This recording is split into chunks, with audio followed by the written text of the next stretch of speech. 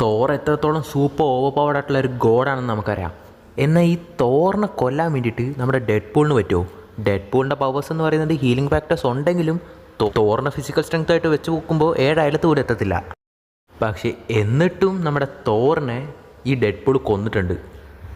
Actually ഇത് നടക്കുന്നത് എങ്ങനെയാണെന്ന് വെച്ച് കഴിഞ്ഞാൽ dead pool kill the Marvel universe എന്ന് പറയുന്ന സ്റ്റോറി ലൈനിലാണ്.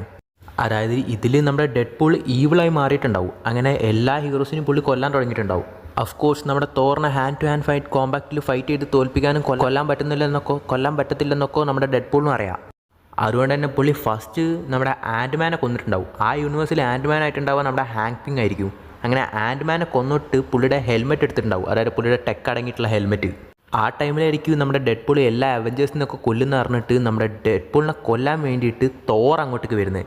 അങ്ങനെ തോർ നിൻ്റെ കഥ കഴിഞ്ഞടാന്ന് പറഞ്ഞിട്ട് നമ്മുടെ തോർ ഡെഡ് പൂളിനെ കൊല്ലാൻ വേണ്ടിയിട്ട് പുള്ളിയുടെ ഹാമർ എറിയും.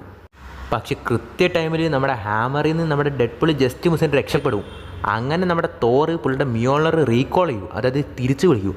ആ തിരിച്ചു വിളിക്കുന്ന ടൈമിൽ ആ ഹാങ്ങിൻ്റെ ഹെൽമെറ്റ് യൂസ് ചെയ്തിട്ട്, അതായത് പിൻ പാർട്ടിക്കിൾസ് യൂസ് ചെയ്തിട്ട് തോറിൻ്റെ ആ മിയോളർ പുള്ളി വലുതാക്കും. സോ ആ തിരിച്ചു വരുന്ന ടൈമിൽ മിയോളർ അത്രയും വലുതായതുകൊണ്ട് തന്നെ നമ്മുടെ തോറിനത് പിടിക്കാൻ പറ്റാതെ പുള്ളി ആ മിയോളറിൻ്റെ ഇടയിൽ കിടന്ന് ചതഞ്ഞരഞ്ഞ് മരിക്കുകയാണ്. സംഭവം മിയോളർ എത്ര വലുതായെന്ന് പറഞ്ഞാലും തോർ അങ്ങനെ പെട്ട് മരിക്കേണ്ട ഒരാളല്ല. പിന്നെ ഡെഡ് പൂളിനെ ജയിപ്പിക്കാൻ വേണ്ടി റൈറ്റേഴ്സ് എന്ത് വിചാരിച്ചാലും ചെയ്യും എന്നുള്ളൊരു സൂചനയാണിത്. അതായത് ആർക്ക് എത്ര പവേഴ്സ് ഉണ്ട്, ആരെ ഡിഫീറ്റ് ചെയ്യുന്നത് നമ്മൾ എത്ര വലുതും തല്ലുണ്ടാക്കിയിട്ടും കാര്യമില്ല, റൈറ്റേഴ്സ് വിചാരിക്കുന്നതേ നടക്കത്തുള്ളൂ.